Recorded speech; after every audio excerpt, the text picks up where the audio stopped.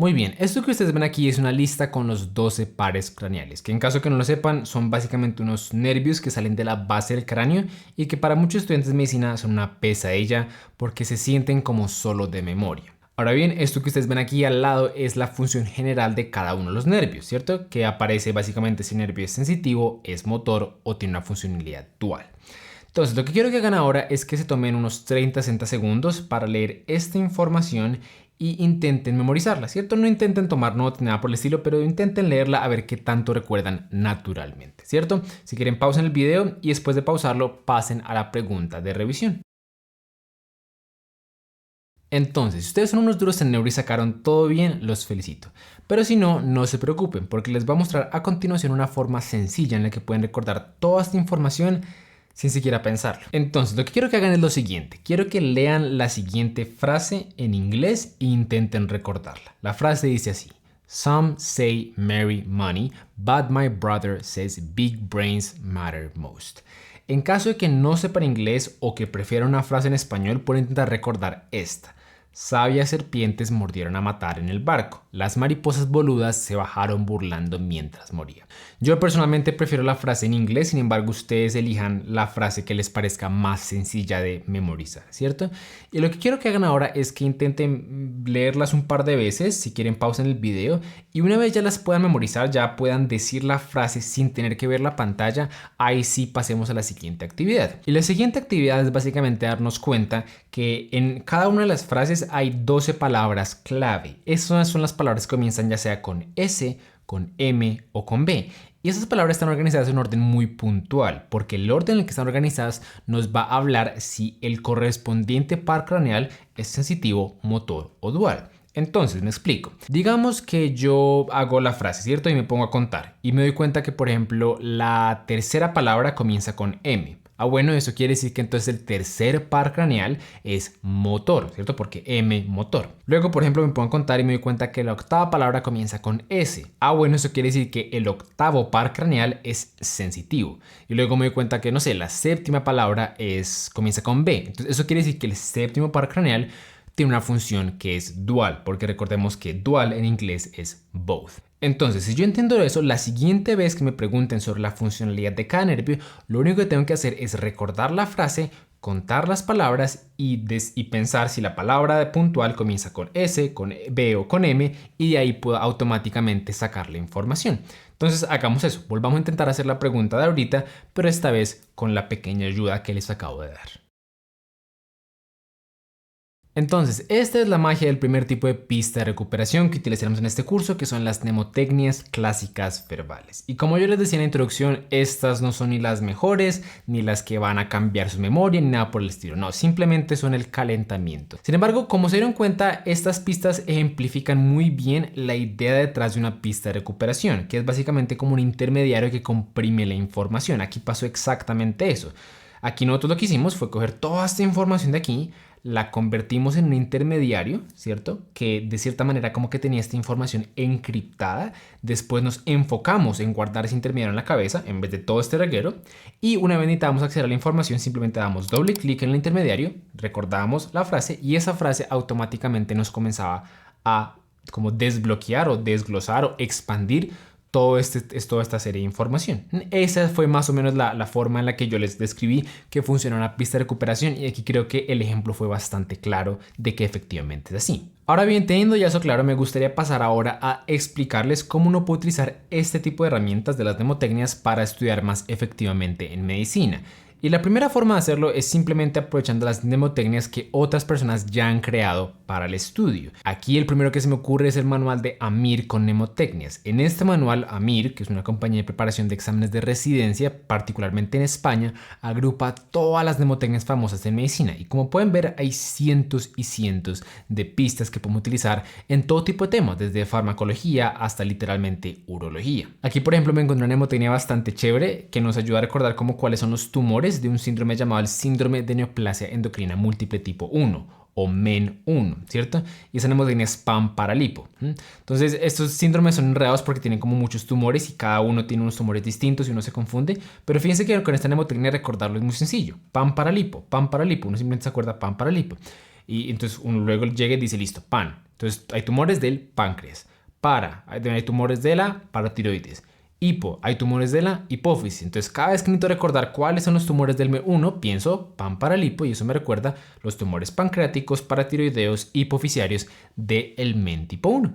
Pan para lipo. Ahora bien, hay otras plataformas que incluyen mnemotecnias. De hecho, la gran mayoría de recursos de estudio que son diseñados para ayudar a los estudiantes a prepararse para exámenes de residencia tienen mnemotecnias de alguna forma u otra. Por ejemplo, el First Aid es un libro que usan muchos estudiantes para preparar el examen de residencia en Estados Unidos y como pueden ver acá está lleno de páginas con un montón de mnemotecnias. Sin embargo, una cosa que sí me gustaría aclarar es que aunque uno puede utilizar esta estrategia de buscar mnemotecnias creadas por alguien más para salir del apuro, creo que la mejor forma de utilizar las mnemotecnias para estudiar medicina es intentando crearlas uno mismo. ¿Por qué? Bueno, porque tal como dijimos en el video introductorio, el secreto real de una memoria prodigiosa está en la capacidad de utilizar técnicas avanzadas de memorización, aquellas que discutiremos más adelante en el curso. Pero para llegar a ese punto y realmente poder aprovechar esas técnicas, tenemos que primero tener la capacidad básica de coger información y transformarla en una pista sencilla de recuperación. Si no sabemos hacer esto, no podremos utilizar nunca esas técnicas avanzadas, ¿cierto? Es como si compráramos un carro súper lujoso y súper rápido, pero no sabemos manejar. De poco va a servir, se va a quedar en el garaje ahí parqueado porque nunca podremos sacarlo. Así pues, ¿cuál es el primer paso que tenemos que hacer para crear una mnemotecnia? Bueno, sencillo, el primer paso es identificar un tema que sea difícil y que nos gustaría memorizar. Y ustedes pueden seleccionar perfectamente cualquier tema que les gustaría, ¿sí? Algo de la materia que estén viendo en este momento o algo de la rotación a la que vayan a entrar después, lo que ustedes quieran. Si no se les ocurre nada, al final del video tendremos algunos ejemplos que les pueden dar como ideas sobre qué practicar. Entonces pueden utilizarlos también, pero bueno, sea lo que sea que vayan a elegir, lo importante es contar con un tema con el que yo pueda comenzar a practicar, a crear mnemotecnias. Una vez ya tengo ese tema, lo siguiente que voy a hacer es comenzar a hacer una lista, ¿cierto? Voy a descomponer ese tema en una lista con como pequeños pasos o pequeños elementos en donde cada cosa está bien enlistada, bien puntual. Luego lo que voy a hacer es coger de esa lista y voy a comenzar a sacar las iniciales de cada palabra o las primeras sílabas de cada palabra. Y después de eso voy a intentar coger esas iniciales o esas sílabas e intentar crear ya sea una palabra o una frase corta que sea fácil de recordar. Ahora bien, de una vez les digo, cuando uno apenas comienza a intentar hacer esto, todas las mnemotecnias que le van a salir a uno son pésimas. Son o palabras como súper inventadas o frases que son súper enredadas y uno nunca se logra acordar fácilmente. No se preocupen, así nos pasa a todos cuando apenas comenzamos como en este proceso. Sin embargo, a medida que vayan haciendo más y más mnemotecnias, su capacidad de crear mnemotecnias como mucho más memorables va a ir mejorando y mejorando, ¿cierto?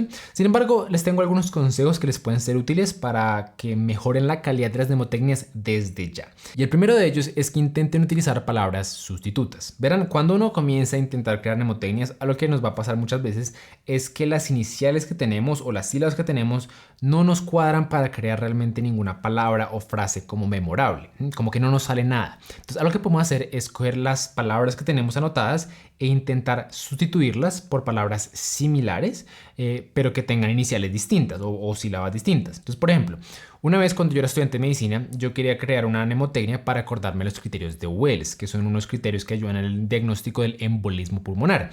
Sin embargo, ninguna mnemotecnia me estaba saliendo con el criterio de la taquicardia. ¿Sí? Esa parte de la T o de la TAC no me estaba ayudando con los demás criterios, como que no cuadraba. Entonces, ¿qué fue lo que hice? Sencillo, cambié la palabra taquicardia por la palabra 100. Al hacer esto, bueno, 100 la utilicé precisamente porque taquicardia es más de 100 latidos por minuto. Entonces, fue sustituto. Y esto me funcionó porque con la palabra 100, la inicial cambió de T a C. Y la C, pues a mí me cuadró para crear la mnemotecnia que terminó siendo chichit. Que sí, lo sé, no ha sido mi mejor mnemotecnia.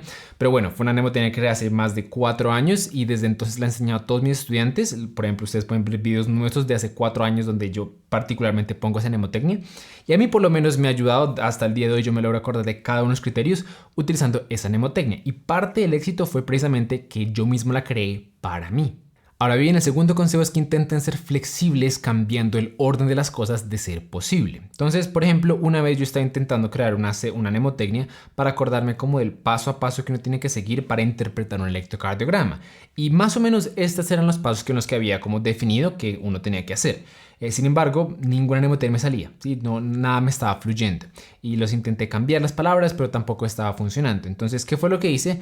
Pensé, bueno, estos dos criterios, aunque los tengo en ese orden, también los puedo intercambiar, ¿cierto? Puedo cambiar el orden de estas dos cosas y realmente no pasa nada. Entonces lo hice y de ahí salió una mnemotecnia famosa que ustedes probablemente han visto en otros diplomados de Media Learners, como el de electrocardiograma, que es que los electrocardiogramas son re feos, que es la mnemotecnia que yo utilizo para tener un orden mental a la hora de interpretar un electro. Otro consejo que puede ser increíblemente útil es intentar agrupar la información, porque en ocasiones los datos que tenemos que recordar son simplemente demasiados. Por ejemplo, en este caso tenemos que aprendernos aquí 11 músculos diferentes de la mano y eso es bastante complejo. Crear una mnemotecnia con 11 diferentes ítems es difícil, pero si yo por ejemplo me pongo a leer esta lista, puedo darme cuenta que hay algunos músculos que comparten el mismo, no, por lo menos la misma palabra, ¿cierto? Que están los flexores, los abductores, los aductores. Entonces yo digo, bueno, tal vez los puedo agrupar de una manera distinta de esta forma. Y ya al agruparlos de esta forma, la mnemotecnia sale facilísima, que básicamente es con la primera letra de cada grupo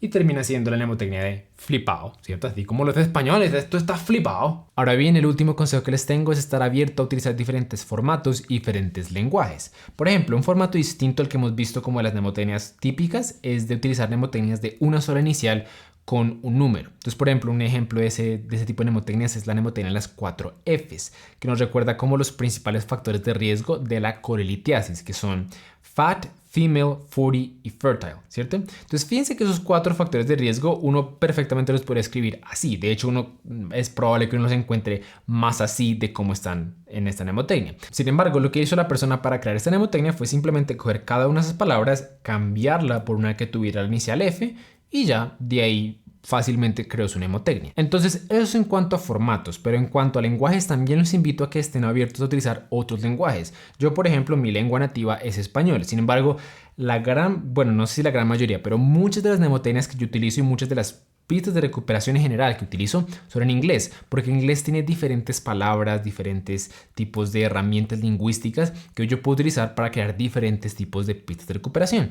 Fíjense, por ejemplo, que la primera mnemotecnia que les mostré estaba en inglés y por lo menos yo creo que es más fácil recordarla en inglés, incluso aunque no tenga un inglés perfecto. Entonces estén abiertos a utilizar diferentes lenguajes y si saben más de los lenguajes, aún mejor. Pero bueno, con eso concluimos esta lección. Ahora lo que vamos a hacer es pasar a un par de ejercicios prácticos donde yo les voy a mostrar 2 listas de elementos difíciles de memorizar en medicina y ustedes van a hacer el ejercicio de intentar crear una mnemotecnia para cada tipo de tema.